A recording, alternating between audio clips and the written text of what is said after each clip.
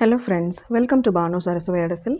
வாங்க இன்றைக்கி திருநெல்வேலி சைடு சொதி எப்படி பண்ணுறதுன்னு பார்க்கலாம். Mixed vegetables stew. இது திருநெல்வேலி வெர்ஷனோட ஒரு வெஜிடபிள்ஸ் ஸ்டூ. இதுக்கு மூங்கால் கொஞ்சம் எடுத்து குக்கரில் 3 விசில் வேக வச்சு எடுத்துக்கிறேன்.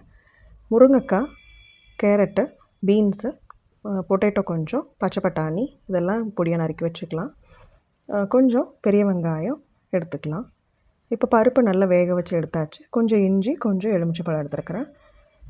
காய் வந்து நான் இன்னொரு குக்கரில் எல்லாத்தையும் போட்டு உப்பு போட்டு ஒரு 2 விசில் வச்சு எடுத்துக்கிறேன். கொஞ்சம் இஞ்சி சாறு எடுத்து வச்சுக்கிறேன் டைஜஷனுக்காக. கொஞ்சம் ஹாஃப் லெமன் மட்டும் பிழிஞ்சு வச்சுருக்கிறேன் கொஞ்சம் புளிப்பு தன்மைக்காக. தேங்காய் வந்து ஒரு அரை மூடி தேங்காய் துருவி நான் அதில் தேங்காய் பால் எடுத்து வச்சுருக்கிறேன்.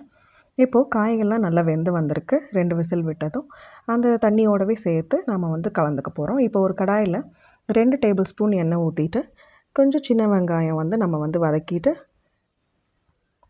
அதில் 2 பச்சை மிளகாய் நான் கீறி போட்டிருக்கேன்.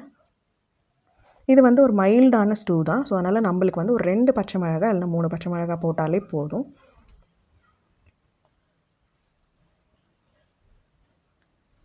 ஸோ இது நல்லா நம்ம வதக்கி எடுத்துக்குவோம்.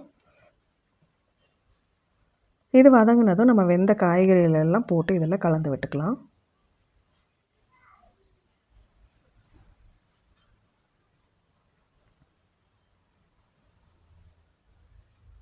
இதுக்கு வந்து சின்ன வெங்காயம் போடுறது கொஞ்சம் நல்ல டேஸ்ட் கொடுக்கும். பெரிய வெங்காயம் அந்த அளவுக்கு இனிப்பாக இருக்கும். அது கொஞ்சம் நீங்கள் வந்து சின்ன வெங்காயம் 2 போட்டாலுமே உங்களுக்கு சரி நல்லாயிருக்கும்.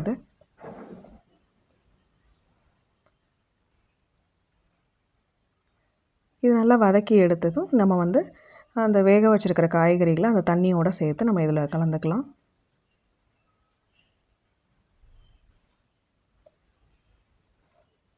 இது போட்டதும் நம்ம வந்து கொஞ்சமாக மஞ்சள் தூள், உப்பு சேர்த்துக்கலாம் இதுக்கு.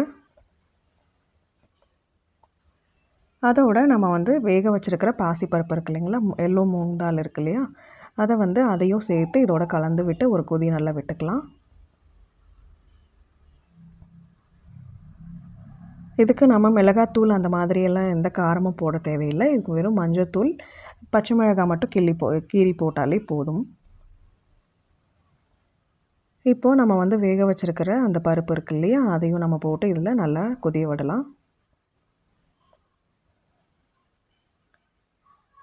இது நல்லா கொதி வந்ததும் நம்ம வந்து எடுத்து வச்சுருக்கிற தேங்காய் பால் கலந்து லெமன் ஜூஸையும் நம்ம வந்து ஒரு ஹாஃப் லெமன் பிழிஞ்சு வச்சுருக்கிறோம், அந்த சாறையும் இஞ்சி சாறையும் கலந்து விட்டோம்னா உங்களுக்கு திருநெல்வேலி ஸ்டைல் சொதி ரெடி ஆகிடுங்க. இந்த டிஷ் வந்து நல்ல ஒரு மிக்ஸ்டு வெஜிடபிள் ஸ்டூ. நம்ம வந்து தேங்காய் யூஸ்வலி அரைச்சி ஊற்றி அந்த மாதிரியெல்லாம் வந்து நம்ம குருமா மாதிரி பண்ணுவோம்.